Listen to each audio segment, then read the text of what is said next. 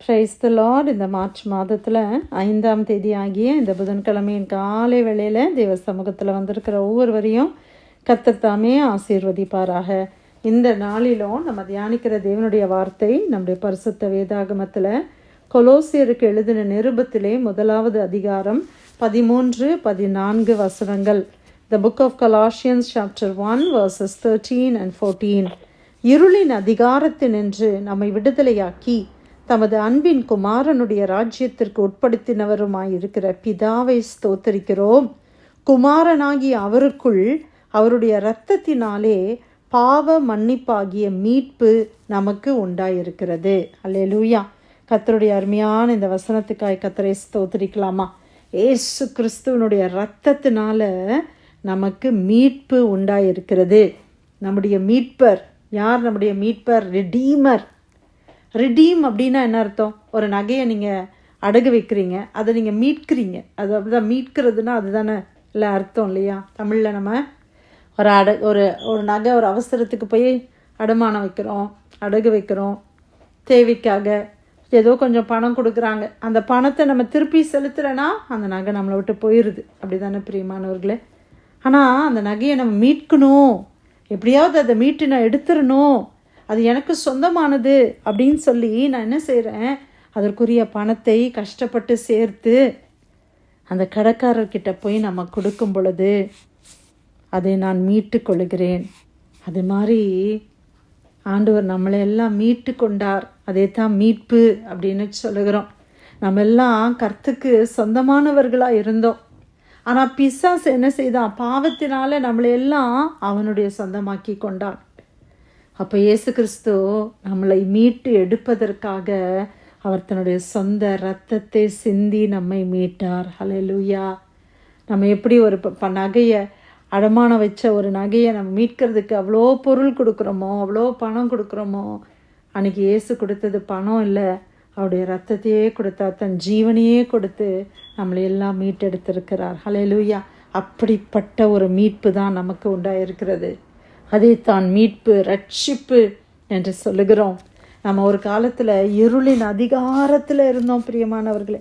இருளுக்கு அதிகாரம் இருக்கிறதா? டார்க்னஸுக்கு அவ்வளோ அதிகாரம் இருக்குது. ஆனால் அந்த இருளின் அதிகாரம் பாவத்திலையும் சாபத்திலையும் அந்த அதிகாரத்திலையும் நம்ம சிக்கி கொண்டிருந்தோம், அடிமைகளாக இருந்தோம். ஆனால் பிதாவாகிய தேவன் இருளின் அதிகாரத்தில் இருந்து நம்மை விடுதலையாக்கினார். இன்றைக்கி நம்மளையெல்லாம் ஆண்டவர் விடுதலையாக்கி இருக்கிறார். முந்தி செய்த பாவங்களை நாம் இப்பொழுது செய்வது இல்லை.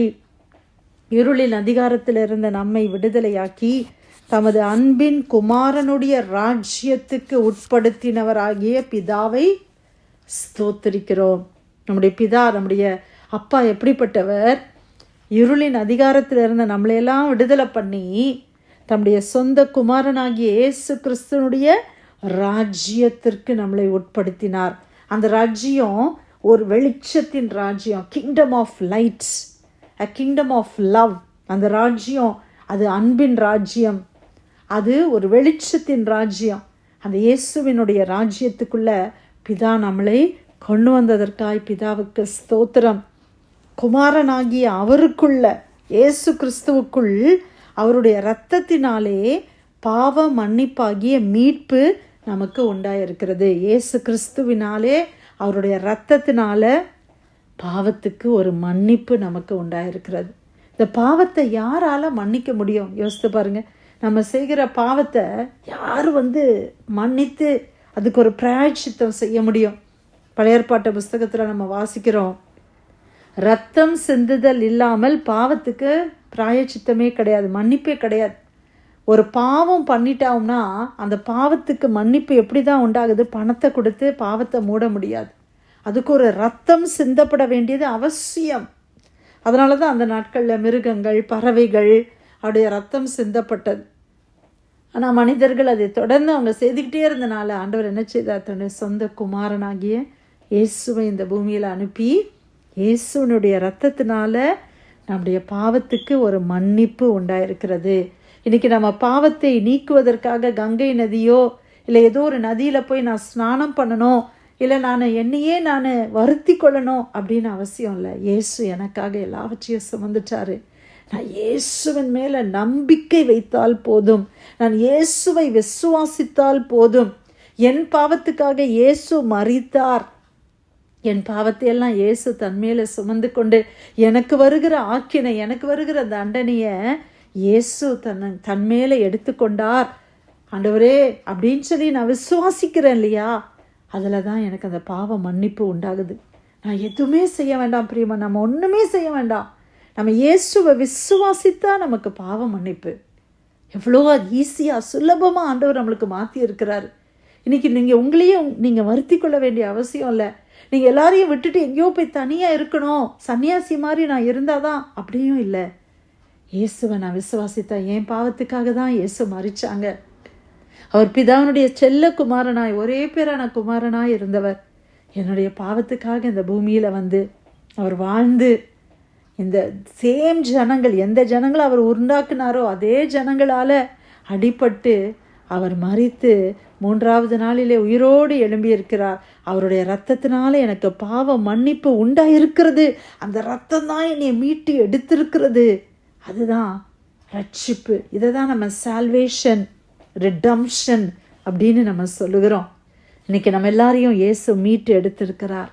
நம்மெல்லாம் யாருக்கு உரியவர்கள்? கிரயத்துக்கு கொல்லப்பட்டீர்களே. கிரயத்துக்கு இயேசு நம்மளை வாங்கி இருக்கிறார். என்ன கிரயம், என்ன விலைக்கிரயம் செய்யப்பட்டது? இன்னைக்கு ஒரு வீடு வாங்கினோன்னா நம்ம பணத்தை கொடுத்து வீடை வாங்குகிறோம், ஒரு நகையை பணத்தை கொடுத்து வாங்குகிறோம். ஆனால் உங்களையும் என்னையும் வாங்குவதற்கு அவர் பணத்தை கொடுக்கல, அவர் தன்னையே பலியாய் கொடுத்தார். அல்லேலூயா. தன்னுடைய ஜீவனை பலியாக கொடுத்து நம்மளை வாங்கினாங்க. பிரியமானவர்களே, நம்மெல்லாம் இயேசுவுக்கு பிதாவுக்கு உரியவர்களாய் மாறி இருக்கிறோம். ஒரு காலத்தில் பிசாசுக்கு அடிமைகளாக இருந்தோம், பிசாசு சொன்னதெல்லாம் செய்துக்கிட்டு இருந்தோம். ஆனால் இன்னைக்கு தேவனுடையவர்களாய் நாம் மாறி இருக்கிறோம். அன்பின் நிமித்தமாய் ஆண்டவருக்கு நம்ம ஊழியம் செய்கிறோம். ஆண்டவர் கட்டாயப்படுத்தி நம்மளுக்கு எதுவுமே செய்கிறது கிடையாது. பிசாசு நம்மளை கட்டாயப்படுத்தி சில காரியத்தை செய்ய வச்சான். நமக்கு பிடிக்குதோ இல்லையோ, பிசாசுக்கு அடிமையாக இருந்த நாட்களில் அவன் சொன்னதை நம்ம செய்து தான் ஆக வேண்டும், வேறு வழியே கிடையாது. அதுதான் அடிமைத்தனம். ஆனால் இன்னைக்கு தேவனுடைய அடிமையாக நம்ம இருக்கிறதுனால ஆண்டவர் நம்மளை ஃபோர்ஸ் பண்ணி எதுவுமே செய்யலை, நம்ம வில்லிங்காக செய்கிறோம். நம்ம ஆண்டவரை எப்படி ஆராதிக்கிறோம்? உற்சாகமாக ஆராதிக்கிறோம். யாரோ பணம் கொடுக்குறாங்கிறதுனால நான் ஊழியம் செய்யலை, நான் ஆண்டவருக்காக ஏதாவது செய்யணும்னு அன்பு நிமித்தம் நம்ம செய்கிறோம். ஆமென். ஆண்டவர் நம்மளை எப்படி மாற்றி இருக்கிறார்ல. ஆண்டவர் அவருடைய இரத்தத்தை சிந்தி நம்மளை மீட்டெடுத்த அதை யோசிக்கும் போதெல்லாம் ஆண்டவருடைய அன்பு எவ்வளோ பெரியது. பிரியமானவர்களே, எத்தனையோ பேருடைய அன்பை நம்ம ருசித்து இருக்கிறோம். ஆனால் தேவனுடைய அன்பை, எல்லா அன்புக்கும் அது மிகையானகாத ஒரு அன்பு. அது ஒரு ஸ்பெக்டாக்குலர், ஒரு எக்ஸ்ட்ராடினரி லவ். அப்படின்னா காட்ஸ் லவ், அந்த அகாப்பே அன்பு. அந்த தேவனுடைய அன்பை நம்ம ருசிக்க ருசிக்க ருசிக்க நம்ம கர்த்தருக்காக ஏதாவது செய்யாமல் இருக்கவே முடியாது. ஆண்டவருக்கு பிரியமான ஒரு வாழ்க்கை வாழ்ந்த தேவனுக்கு நம்மளால் முடிந்த நாட்களில் கர்த்தருக்கு நம்ம ஏதாவது பெரிய ஊழியம் செய்யணும்லாம் இல்லை, சின்ன சின்ன லெவலில் ஆண்டவருக்கு நம்ம வாழ்ந்தாலே அது போதுமானது. ஆண்டவர் அவ்வளோ தூரம் நம்மளை கிருபையாய் மீட்டு எடுத்திருக்கிறார். இருளின் அதிகாரத்தில் இன்றைக்கி நம்ம இருந்தால் நம்ம என்ன செய்திருப்போம்? யோசித்து பாருங்க. குருடர்களுக்கு குருடர் வழிகாட்டுறது போல அப்படியே நம்ம போயிட்டு இருந்திருப்போம். ஒரு சமாதானம் இருந்திருக்காது, சந்தோஷம் இருந்திருக்காது. ஆனால் இன்னைக்கு இலவசமாய் கர்த்தர் எல்லாம் கொடுத்துருக்கிறார். ஏசு நம்ம வாழ்க்கையில் இருக்கிறது தான் பெரிய பொக்கிஷம். நம்மெல்லாம் பில்லியனஸை விட ரொம்ப பெரிய ஐஸ்வர்யவான்கள். ஏன் தெரியுமா? ஜீசஸ் நம்ம கூட இருக்கிறாங்க.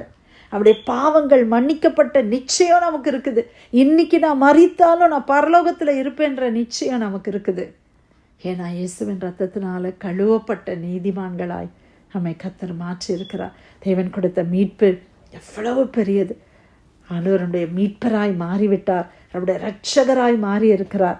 அதை நினைத்து ஆண்டவருக்கு நன்றி சொல்லலாமா? கொலோசியர் 1:13-14 இருளின் அதிகாரத்தினின்று நம்மை விடுதலையாக்கி தமது அன்பின் குமாரனுடைய ராஜ்யத்துக்கு உட்படுத்தினவருமாய் இருக்கிற பிதாவை ஸ்தோத்திரிக்கிறோம். குமாரனாகிய அவருக்குள் அவருடைய இரத்தத்தினாலே பாவ மன்னிப்பாகிய மீட்பு நமக்கு உண்டாயிருக்கிறது. கர்த்தர் கொடுத்த வார்த்தைக்காக நன்றி செலுத்தி ஆராதனை ஜெபிக்கலாமா?